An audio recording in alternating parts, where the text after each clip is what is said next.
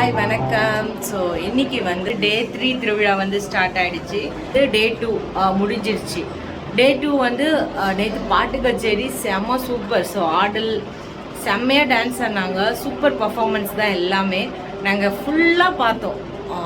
Starting to ending வரைக்கும் ஃபுல்லாக நாங்கள் வந்து பார்த்தோம். ஸோ சுவாமி வந்து கோவிலேருந்து அலங்காரம் பண்ணி ஒரு 12க்கு மேலே தான் வந்து கிளம்போம். ஸோ கிளம்புனதுக்கப்புறம் ஊர் ஃபுல்லாக சுற்றி வரத்துக்கு 8 ஆகிடும். மார்னிங் 8 ஆகிடும். ஸோ நம்ம வீடு தான் வந்து லாஸ்ட்டு வீடு. ஊர்கோலம் முடிகிறது நம்ம வீடு தான் லாஸ்ட்டு வீடு. முடிஞ்ச உடனே ஸ்ட்ரெயிட்டாக கோவிலுக்கு போயிடும். அலங்காரம்லாம் ரொம்ப அழகாக இருந்துச்சு. பட்டாசெல்லாம் நிறைய பட்டாசு கண்டினியூவாக வந்து பட்டாசு வெடிச்சிட்டே தான் இருந்தாங்க. நித்துக்குட்டி வந்து பயந்துகிட்டே தான் இருந்தார். பட் நிலன் வந்து சுத்தமாக பயப்படல. சரி, ஓகே. இன்னைக்கு என்னென்ன பண்ணலான்றதை நம்ம பார்க்கலாம்.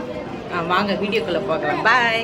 என்னையோட லஞ்ச் என்னென்னு பார்த்தீங்கன்னா வடை அண்டு பாயாசம். ஸோ பாயாசத்தில் பருப்பு பாயாசம், பாசிப்பயிர் போட்டு பாயாசம் எனக்கு ரொம்ப பிடிக்கும். அதில் தேங்காயெல்லாம் வந்து துருவி போட்டால் ரொம்ப சூப்பராக இருக்கும். அண்ட் முருங்கைக்காய் மாங்காய் போட்டு சாம்பார் அண்ட் ரைஸு அண்ட் பொரியல் வந்து அவரைக்காய் பொரியல். அண்ட் இதுதான் என்னையோட லஞ்ச். இது தான். ஸோ லஞ்ச்லாம் நாங்கள் சாப்பிட்டுட்டு ஓரளவு கொஞ்சம் நேரம் ரெஸ்ட் எடுத்துகிட்டு ஈவினிங்க்கு அப்புறம் வந்து கோவிலுக்கு போகிறதுக்கு நாங்கள் எல்லாருமே ரெடி ஆகும். அண்ட் எங்கள் வீட்டுக்கு வந்து அக்காங்கெல்லாம் வந்து இருந்தாங்க.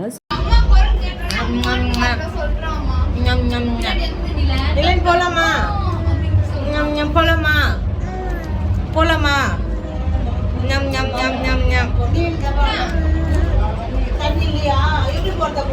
போலாமா போலாமா கோவிலுக்கு போலாமா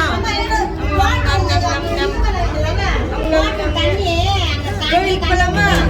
அவங்க பசங்க எல்லோரும் வந்திருந்தாங்க. நாங்கள் எல்லாருமே ஒன்றா சேர்ந்து வீட்டில் ஈவினிங் டைமில் சுட்டி காஃபி அதெல்லாம் ஹாப்பியாக சாப்பிட்டுட்டு அண்ட் எல்லோரும் கிளம்பிட்டு உடனே கோவிலுக்கு போனோம். அண்ட் ரொம்ப ஜாலியாக இருந்துச்சு. எல்லாம் அரட்டை அடிச்சுக்கிட்டு ரொம்ப ஹாப்பியாக இருந்துச்சு. அண்ட் கோவிலில் போனால் ரொம்ப கண்டினியூவாக பட்டாசு வந்து வெடிச்சிட்டே இருக்கிறாங்க.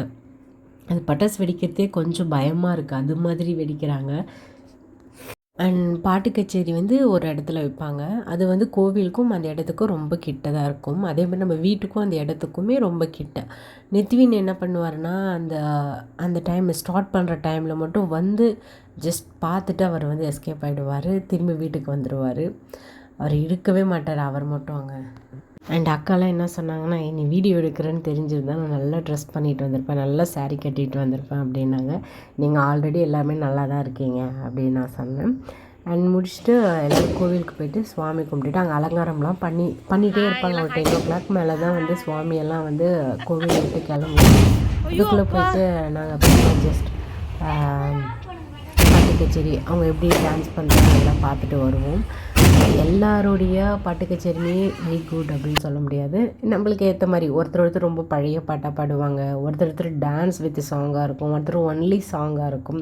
நம்மளுக்கு வெறும் பாட்டு பண்ணால் சம்டைம்ஸ் போர் அடிக்கும். பட் டான்ஸாக இருந்தால் இன்னும் நல்லாயிருக்கும்.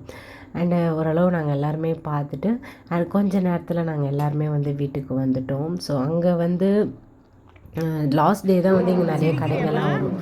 மற்றபடி அங்கே வந்து பானிபூரி ஷாப் அது மாதிரிலாம் இருந்துச்சு. நாங்கள் வந்து லாஸ்ட் டே தான் அங்கே வந்து ஒரு பானிபூரி ஷாப் ஒன்று இருந்துச்சு. லாஸ்ட் டே மட்டும்தான் அந்த பானிபூரியை வந்து நாங்கள் சாப்பிட்டோம். செம காரமாக இருந்துச்சு.